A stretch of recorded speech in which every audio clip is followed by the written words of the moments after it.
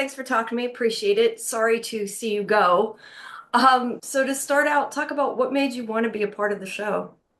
Your background is really interesting. That's amazing. Thanks. I wanted to be part of the show because I wanted to, have a good time and be part of something that was different.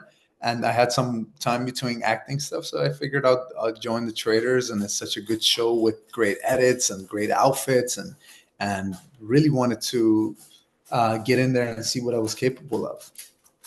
What surprised you the most just about the overall experience that you didn't expect? I I thought it was going to be a little bit harder and more, gossipy than it really was, but it wasn't. It was such a pleasure, and it's just now that I look back at it, it's going to be something that I'm going to remember for the rest of my life, and that's what was great about it. It was fun, easy, and it turned out to be great. So I'm glad I did it. But how surprised were you when you found out about Danielle and Carolyn at the end? Because we didn't see the reveal yet. So, I was very surprised with Carolyn. I think she was, being herself. Even now, watching the show, she's really being herself. But Danielle it was an obvious one. She was crying and she was giving away. She wasn't playing a great game, to be honest with you. who, not in the trader capacity, but just overall, what person surprised you the most? Like, were they not what you expected them to be? I didn't have expectations of anybody really going in, and I only knew Nikki from WWE, but I didn't. She was just this. She reminded me of my sisters, and she was this strong woman, and I admire that about her. She's a great mother, and that was the only thing. But as far as being surprised, I wasn't really surprised by anybody because I didn't really give them any title going into the show. That's fair. What do you think was your biggest mistake that led to you being voted out? And what would you change anything, I guess? Would you do anything differently if you did it over again? No, everything went out as I wanted to, play, and I didn't make any mistakes. I think I did speak up when it was time and when I had to. So I'm glad uh, everything turned out the way it did. Right. What do you think? Do you think you don't think you made a specific mistake then that led to it, or No, I mean, making the mistakes of not the mistakes of talking to speaking to some people and suspecting other people that were not traders and voting for people that were not traders, but that was part of the game. You're playing, it's a numbers game, and of course you're going to get those wrong, but yeah. as far as strategizing, I didn't really strategize. I just wanted to have a good time, and if I did die earlier in episode 1 or 2, I would have said I should have strategized, but no, I didn't make a mistake, I don't think. Okay, you said that like it wasn't as hard as you expected, but was there anything, I mean, obviously there's physical challenges too, but was there anything at all that you did find challenging about it, or did you just completely have fun?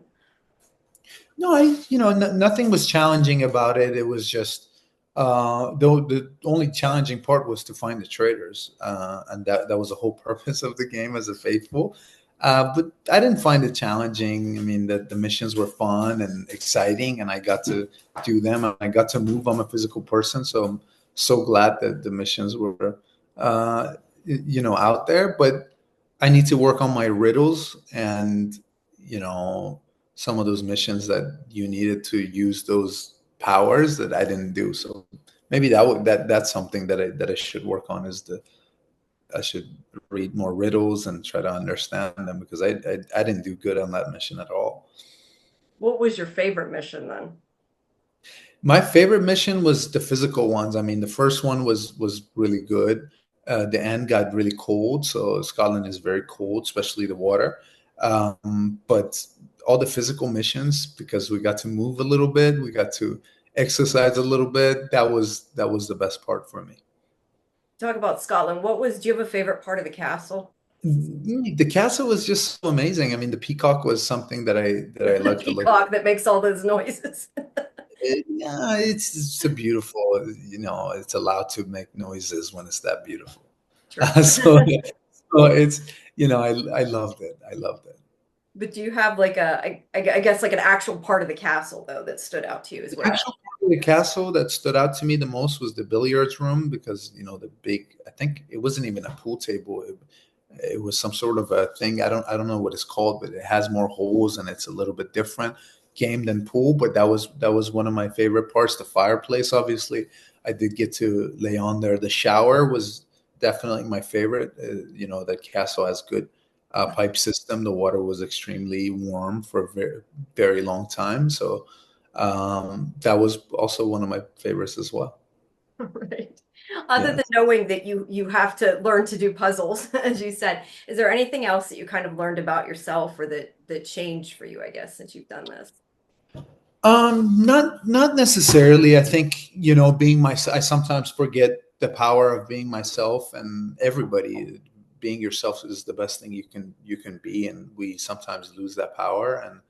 And I think watching the show and really seeing the moments that I was just myself and it made TV, and it made a great moment, just kind of reminds me to continue to do so. Yeah. Is this, I mean, obviously a lot of times when people do one, competition like this, they end up on other ones. Is this something that you'd like to do again, something similar to this, or are you just going to continue with your acting? Like what's There's not a ton of TVs that could top Traders. I think Traders is definitely very unique based on how it's edited, the music, the outfits, the castle, Alan, the gameplay, everything of it just made sense. So I don't know, but timing is everything. So I never say no to things that I don't know of. So let's see what the future brings. sounds like it was a lot of fun, but do you have I was gonna say, do you have anything like acting wise that you have coming up? Yes, we're working on a few projects. I do have my own production company called PB&J that we've been developing short films, TV series, and movies. So I'm focused on that as well as getting casted in other things. Excited to announce those soon. Okay, that's cool. I gotta ask, is that named because of peanut butter and jelly? Is that where the name came from, or does it mean something You else? you got it, Jamie. Oh, I'm doing some sci-fi stuff. So actually, one of my biggest projects in TV is sci-fi. So I love sci-fi. I've always been a fan of it, and I was in the first film. What I was in was with it was a parody with Snoop Dogg and all the Star Trek. That was my first experience in sci-fi. It was a phenomenal film to be a part of. what else do you want to do then? Like what kind of projects? Because you talk about that, I'm just curious. Like, do you have like a dream role or something that you would just really love to do in the future? Yeah, absolutely. I want to step out of my comfort zone as an artist at all times, and I want to express my art, and I want to show the surprising fact because my background is in theater and arts, and that's what I've done. I mean, that's what I want to do. I don't put a cap to my limits as an artist. I want to be able to do everything that makes sense, everything high quality, and express my art and kind of be inspiring in that moment and really help people out, whether if it's inspiration or physically helping them out or really building a production that's gonna feed families and bring in jobs to people and kind of give back to the community. That's my main thing. But as far as the main role that I have in mind is always going to be something that's challenging outside my comfort zone, whether if it's a superhero role or if it's a serial killer. I've been liking a lot of antagonists now. I think a lot of people, a lot of those roles are the juicier ones, the villains, the antagonists. Those are really cool. So those are going to be something that we're going to keep our eyes out and work hard towards.